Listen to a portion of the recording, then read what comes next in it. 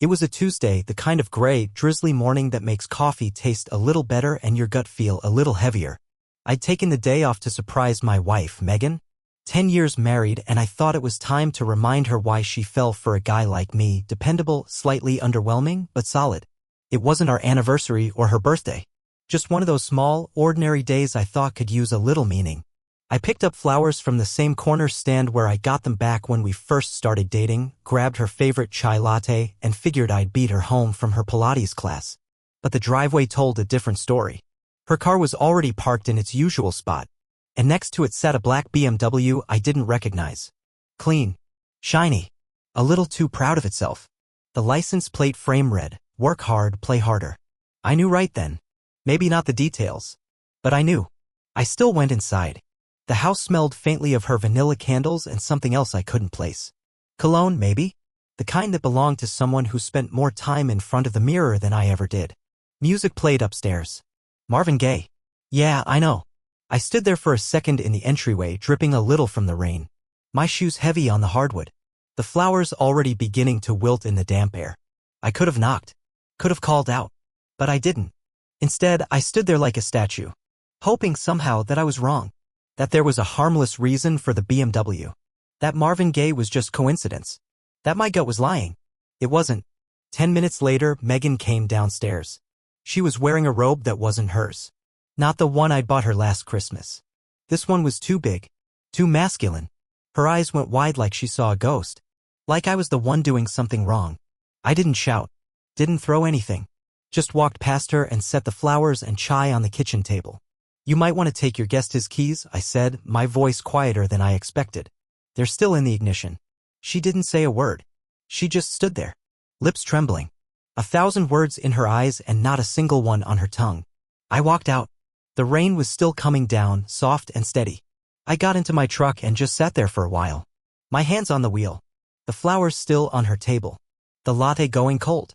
I remember staring out the windshield, watching the droplets race each other down the glass and thinking, so this is how it happens.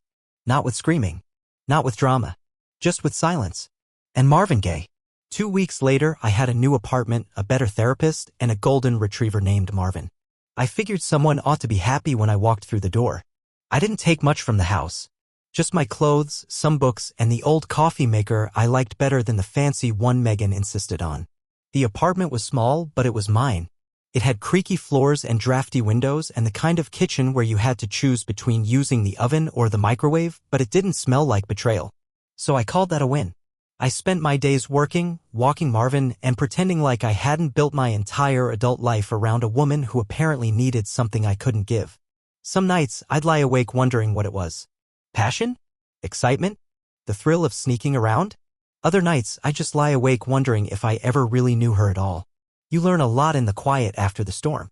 Mostly who you are when everything you counted on changes. I wasn't angry. Not in the way people expect. It was more like I was grieving someone who hadn't died. Someone who just disappeared into someone else. She still texted now and then. Nothing dramatic. Just polite check-ins. I never responded. The day I saw the BMW in our driveway was the day I stopped playing the part of her dependable background character. Yeah? I was writing a new script, and it didn't have room for her anymore. My first session with Dr. Lanning was quiet. That's how I'd describe it. Not awkward. Not intense. Just quiet. He had the kind of office that looked like it had never seen a real problem. Leather chairs that hadn't been broken in, books that looked more decorative than read. But the man behind the desk had eyes that told a different story. He listened without leaning forward. He let silence hang without the need to fill it. "I'm not sure what I'm supposed to say," I admitted. "You're not supposed to say anything," he replied. "You just talk. I'll listen." So I talked. About the flowers. The chai. The Marvin Gaye playing upstairs. I even told him about the robe. And he nodded along like someone who had heard 1,000 versions of the same story and still understood each one was its own kind of devastation. He asked me if I'd seen it coming. Looking back, I said maybe. But at the time? No. I thought we were good. Not perfect. But solid. Then he asked me something else. "When did you start feeling like you weren't enough?" I didn't answer right away. Because the truth was, I hadn't. Not until that morning. The first time Megan and I met, it was at a mutual friend's backyard cookout. I just finished fixing the guy's fence. She showed up late wearing a denim jacket and a laugh that made people look her way. I handed her a cold drink. She told me I looked like someone who didn't enjoy parties. I don't, I said. But you seem to. That was the beginning. She liked that I was steady. That I didn't compete for attention. That I didn't need to be the loudest person in the room. At least, that's what she said. We built a life out of simple things. Mornings with mismatched mugs. Sunday drives with no destination. Inside jokes no one else would understand. It wasn't perfect, but it felt real. Until it didn't. I got a call from Megan a week after I moved out. I didn't answer. She left a voicemail. Hey. I know you're not ready to talk. I don't even know what to say. I just wanted you to know. I'm sorry. That's all. I listened to it once. Didn't delete it. Didn't replay it. Just let it sit there. Like a photograph you don't hang up but don't throw away either. Later that night, Marvin and I sat on the old futon, the one I rescued from the garage. He rested his head on my knee like he knew something had fractured in me and was waiting to see if it'd heal right. I looked around my little apartment. The cracked lamp, the second-hand dishes, the quiet hum of a life rebooting. And I realized something. I wasn't just rebuilding. I was remembering. Not who she was, but who I was before her. And that felt like a start. I hadn't blocked her number. Maybe I should have. But part of me, the part that still hadn't fully caught up to reality, thought she might call and say something real. Instead, I got silence for another week. Then a message. Can we talk? 3 words. That's all it said. No punctuation. No emojis. Megan always used emojis. I stared at the text for a long time. Marvin barked at something outside, probably a squirrel that dared to cross the sacred sidewalk of his new kingdom, but I didn't move. My thumb hovered over the screen. Not to reply. Just to delete it. I didn't. Not yet. Instead, I did something worse. I thought about what she might say if I agreed. I made a mistake. I didn't mean to hurt you. It didn't mean anything. All the classics. But I knew better. People don't fall into that kind of mistake. They walk into it. Step by step. One text, one lie, one choice at a time. I never replied. Therapy that week hit a little deeper. I got a message from her, I told Dr. Lanning. He didn't even blink. What did it say? Can we talk? That's it. And what would you say if you did talk? I laughed a little. Depends on the day. Some days I'd ask why. Other days I'd ask how long. And some days I paused.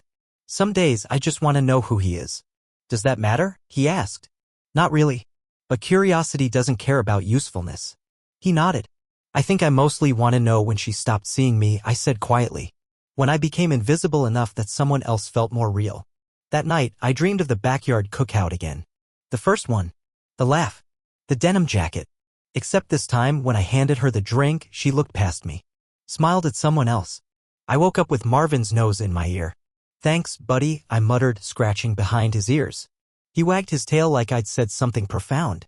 Later that day, I ran into Amanda. We'd gone to college together, drifted apart after graduation. She worked at the bookstore downtown. I stopped in for no real reason, just chasing some silence that didn't come from 4 walls. She recognized me before I saw her. Eli, she said, her voice half question, half memory. I turned and smiled. Hey. Wow. It's been too long, she finished. We caught up. Just surface stuff. Jobs. Family. She was divorced too. 3 years ago. No kids, no drama, just 2 people who grew apart without realizing they'd done it. When I told her about Megan, the Cliff Notes version, she didn't gasp. Didn't say the usual, I'm so sorry. She just said, that sucks. It made me laugh. A real laugh. One that came from somewhere not broken. We talked for another hour. She wrote her number on a bookmark and said, call me if you ever want to talk about something that doesn't suck. I put the bookmark in my back pocket. Didn't throw it away. Didn't call her either. But I thought about it. That night when I sat on the futon with Marvin, I looked at the coffee maker across the room. The one thing I'd taken that still made the mornings feel familiar. It hissed like always. Steady. Reliable. I sipped my cup, scratched Marvin behind the ears, and whispered, 1 piece at a time, huh? He wagged his tail. Like he understood. I didn't plan to see Megan. That's how most things happen, though. The stuff that guts you doesn't come with an appointment. I was picking up a coffee on a Saturday morning. Marvin had dragged me 2 blocks out of our usual route because he was convinced a particular tree was the only acceptable place to relieve himself. We ended up near the old place, the little cafe where Megan and I used to go before grocery shopping on weekends. And there she was. She looked tired. Not in a dramatic movie-style way. Just real? Like someone who wasn't sleeping right and was pretending not to notice. She didn't see me at first. I could have walked away. But I didn't. She looked up right as I stepped through the door, a bell overhead announcing what felt like a terrible idea in motion. Our eyes met. Her mouth opened slightly like she wasn't sure what expression to wear. Eli, she said, and that was it. Like my name was a question, a memory, and a plea all wrapped into one syllable. Morning, I said. My voice sounded too calm in my ears. I didn't think I'd see you here. I didn't think I'd come in. We stood there, the awkward silence doing laps around the espresso machine. She gestured toward the empty chair across from her. Want to sit? I hesitated, then sat. Not because I wanted to talk, but because I wanted to stop wondering what I'd say if I did. We made small talk at first. Too small. Weather. Work. How Marvin was adjusting. Then she leaned forward. I'm sorry. I didn't say anything. She kept going. I know that doesn't fix anything. But I need you to hear it from me. Not a text. Not some voicemail you probably didn't listen to. I listened, I said. Didn't replay it. Just once. She nodded like she expected that. It wasn't planned, she said. It never is, I replied. It wasn't about you. I know. That's the part that hurts more in a weird way. She looked confused. I continued. If it had been about me, about something I did, maybe I could fix it. But it wasn't. It was about you. And I can't fix you. That landed. I could see it in her eyes. I was lonely, she said quietly. Even when you were right there. And instead of telling me you invited someone else into the silence, I said. Her lip trembled. I didn't mean to lose you. You didn't lose me, Megan. You gave me away. She reached across the table, her hand halfway to mine before I pulled mine back to my lap. I'm not angry anymore, I said. I just don't know who you are. And I think that's what I've been mourning the most, the version of you I believed in. I miss you, she whispered. You miss who I was when you still respected me. We sat there a little longer. She sipped her coffee like it might give her the words she hadn't yet found. But I'd heard enough. I hope you figure things out, I said, standing up. Will I see you again? I don't think so. Not like this. I gave Marvin a gentle tug and he turned toward the door. As I stepped outside, the sun broke through the clouds for the first time all morning. Felt like timing. Later, at the bookstore, I found the bookmark Amanda had given me. It had flattened in my wallet, the ink a little smudged. I looked at her number. Then at the shelves around me. I didn't know what I wanted. But I knew what I didn't want, to keep living in the aftermath. That night I called her. It rang twice. Hello? Hey, I said. It's Eli. You offered to talk about something that doesn't suck. A pause. Then a smile in her voice. I did. You free tonight? I think I am. Amanda suggested a quiet little wine bar on the edge of town, the kind of place with low lights, deep booths, and music just soft enough to let conversations be heard without effort. We met at 7. I wore the shirt that made me feel less like a guy reeling from a wreck and more like a man figuring things out. She was already there when I arrived. Casual but pulled together, a wool coat, scarf, boots, no hint of trying too hard. She smiled when she saw me, and for the first time in a long time, someone smiling at me didn't make me feel like a fraud. Hey, she said, her voice light, warm. Familiar in a way that didn't press. Hey, I returned. Nice place. Told you I know all the best corners, she said, then nodded toward the wine list. Red or white? Red. I think I need something grounding. We ordered drinks and eased into conversation. Not the kind where you feel like you're being interviewed, but the kind where you surprise yourself with what you're willing to share. I told her about Marvin, she laughed at his name, and about the little apartment, the bad wiring, the coffee maker that was older than some of my furniture. She told me about her job at the bookstore, how she still writes in the margins of her favorite novels, and how her ex-husband once told her she felt like a rainy day in a cozy cabin. Was that supposed to be a compliment? I asked. It was, she said, grinning. He just didn't know what to do with peace. I sipped my wine, and it settled into me the way peace hadn't in a while. By the time we left the bar, the streets were mostly empty. The kind of night where street lamps stretched long shadows and the cold stung just enough to remind you you're alive. We walked to our cars in silence for a bit. Not the awkward kind.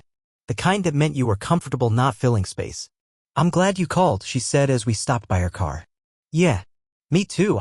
She looked at me like she wanted to say something but then just reached out and gave my hand a light squeeze. No pressure, she said. Call me again. Or don't. But if you do, I'll answer. She got in her car and drove off, taillights fading into the night. I stood there a moment, breath clouding in the air, before heading to mine. The next morning, Marvin was already at the door before I could finish my coffee. All right, I said, grabbing his leash. Let's see where you drag me today.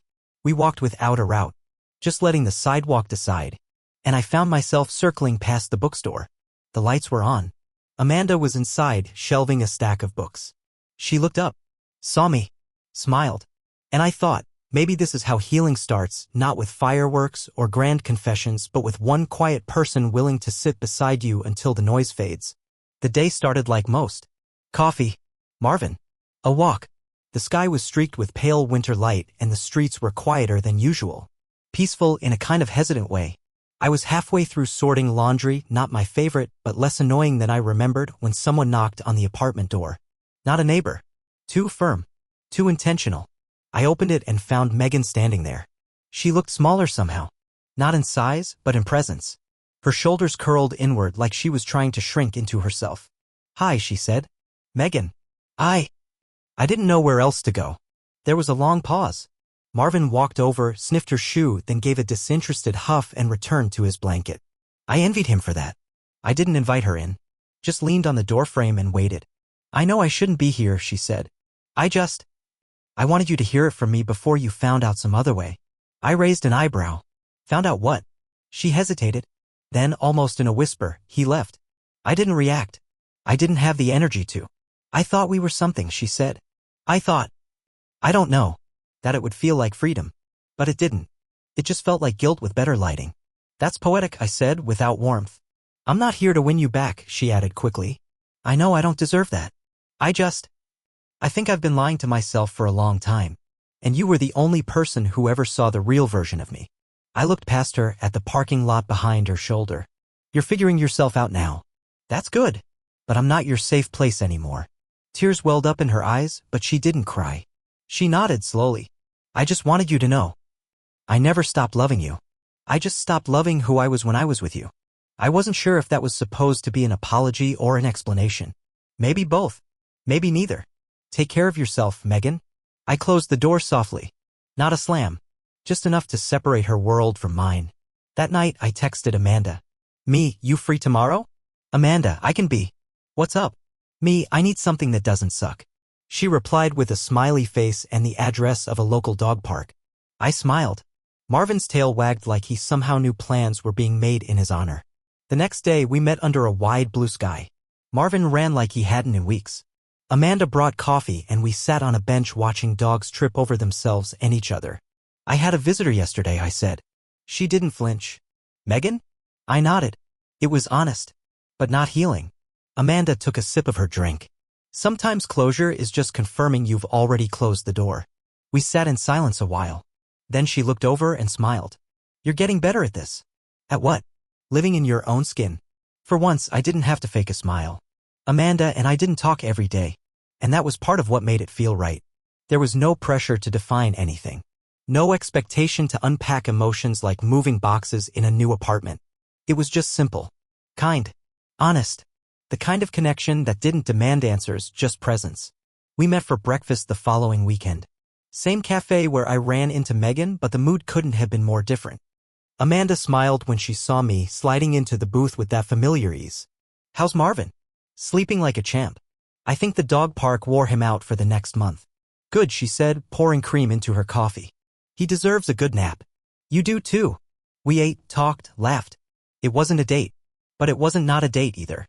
Halfway through, I told her something I hadn't told anyone. I didn't just lose a marriage. I lost the future I thought I was building. She nodded. "No pity, just understanding." "I know that feeling," she said. "You grieve the life you thought you were going to have. And no one really warns you how quiet that grief is." Quiet. That was the right word. After breakfast, we walked a bit. The streets were still warming up from the early spring chill. I didn't want to go home just yet. She walked beside me, hands in her coat pockets, talking about her dad's habit of collecting old cameras. I told her about the cabin my grandfather used to take me to, where we fished and played cards and used an old kerosene lantern for light. "I used to think that place was magic," I said. "Maybe it still is," she replied. We stopped at a bookstore, not hers, a smaller, dustier one. She wandered off into the fiction section while I browsed biographies. We didn't stay long. Just long enough for the comfort of being near each other to settle into something quietly certain. Outside, I walked her to her car. "Thanks for today," I said. You needed air, she replied. And I needed pancakes. Seems like a win-win. She didn't hug me, didn't kiss me, just gave me that same look she gave me at the wine bar, like she saw more than just the man who got hurt. Like she saw the man getting back up. Back at the apartment, Marvin greeted me like I'd been gone a week. I scratched his ears, poured myself a cup of leftover coffee, and sat down at the kitchen table. For the first time in a long time, I didn't feel like I was waiting for the next shoe to drop. I was just there. In my space. Breathing. Alive. And maybe, just maybe, ready for what comes next. It came in a plain envelope. No return address. Just my name written in Megan's careful, slanted handwriting. I almost tossed it. But curiosity still had its claws in me, and part of me wondered if maybe she had one more thing to say that she couldn't fit into a doorstep apology. I opened it while Marvin was curled up beside me, snoring like a small engine. There wasn't much. A single sheet of paper, folded once, with a letter that didn't try to defend anything. Eli. I know you probably don't want to hear from me. I understand that. I don't expect a reply. I just needed to say something clearly, without the emotion, without the setting. Just words on paper. You were good to me. You loved me well. Even on days when I didn't deserve it. I didn't cheat because you lacked something. I cheated because I was too scared to confront what I was missing in myself. That man, he didn't replace you. He distracted me. That's not an excuse. It's a confession. I'm not writing to win you back. I'm writing to thank you. For the years you gave me. For the quiet steadiness. For being the kind of man I now realize I never truly appreciated until it was too late. I don't know what your life looks like now, but I hope it's peaceful. I hope it's warm. I hope there's someone who sees you the way I should have. Megan. I read it twice. Then folded it back into the envelope and placed it in the drawer with old receipts and takeout menus. It didn't deserve a place of honor. But it didn't deserve the trash either. It was closure. The soft kind. The kind that doesn't slam doors but gently pulls them shut. Later that evening, Amanda called. I found a cabin, she said. It's got a wood stove, a dock, and 0 cell service. You up for a weekend of card games and dog hair? I smiled into the phone. Sounds like magic. The drive out to the cabin was quiet, the kind of quiet that feels earned. Marvin snored in the back seat, legs twitching with dreams only dogs get to have. Amanda followed behind in her little hatchback, both of us heading north through winding roads lined with pines just starting to hint at spring. The cabin was smaller than I imagined, but charming in a way that didn't try too hard. It sat by a still lake, tucked under tall trees with a dock that stretched out like it had been waiting patiently for years to be useful again. Amanda met me at the door with 2 mugs of coffee and a smile that melted whatever tension was still living in my shoulders. Welcome to the quiet, she said. And that's exactly what it was. The first night, we didn't talk much. We played cards by the fire, mostly Go Fish, which turned into a lot of laughing, while Marvin curled between us like a shaggy footrest. She let me win. I pretended not to notice. Later, we sat out on the porch, wrapped in old wool blankets, passing a bottle of red wine back and forth like teenagers hiding from their parents. I haven't been this still in a long time, I said. Still doesn't mean stuck, Amanda replied, her voice low like the woods might be listening. The stars were bold that night. Unbothered by city light. We didn't fill the silence, we let it keep us company. The second day, I told her about the letter. She didn't ask to read it. Just nodded as I spoke. She had this gift, knowing when to be quiet and when to speak. I didn't cry, I said. Not even after. I thought maybe I should have. Grief doesn't come with a checklist, she said. You're allowed to just feel what you feel. Even if that's nothing? Especially then. We didn't talk about Megan again. Not because it was off limits. Just because it didn't need to be center stage anymore. That night, she asked me something unexpected. What do you want now? I blinked. Now, like, in life? She nodded. It wasn't a question I'd let myself consider in months. Everything since the betrayal had been about survival. One day to the next. No dreaming. Just maintenance. I want peace, I said. And maybe someone who knows how to sit on a porch without needing to talk every second. She smiled. That's doable. The fire crackled behind us. Marvin stirred in his sleep, tail thumping against the cabin floor. I'm not ready for anything big, I admitted. Neither am I, she said. But I'm not walking away either. I reached for her hand. She didn't flinch. It wasn't fireworks. It was something quieter, sturdier. It was a beginning. When we got back from the cabin, life didn't shift dramatically, it settled. Like dust after a long storm. Nothing grand, no declarations. Just small, honest days stitched together by time and choice. Amanda and I didn't start calling it a relationship. We didn't need to. We just kept showing up for coffee, for dog walks, for evenings where saying nothing at all felt like saying everything. Megan reached out one last time. Another letter. I didn't open it. I didn't need to. Whatever words she had now, they belonged to a chapter I'd finished reading. I kept it though. Just like the first one. Not for sentiment, for record-keeping. For reminders. For how far I'd come. Spring rolled in slowly like it was testing the waters. Trees bloomed, Marvin shed like a cotton factory exploded in my apartment, and I started smiling without catching myself doing it. One afternoon, Amanda and I found ourselves back at the lake. Different day, same dock. Marvin was chasing his reflection in the water, which he still hadn't figured out was not, in fact, another dog. Amanda leaned her head on my shoulder. You good? She asked. I took a breath. Looked out over the lake. Yeah, I said. I think I actually am. It wasn't some movie ending. There was no epic music, no fade to black. Just two people sitting by a lake, a dog who'd been with me through the unraveling, and the slow, steady beat of something that felt like peace. Not the life I thought I'd have. But one I chose, one I earned, and maybe one I deserved.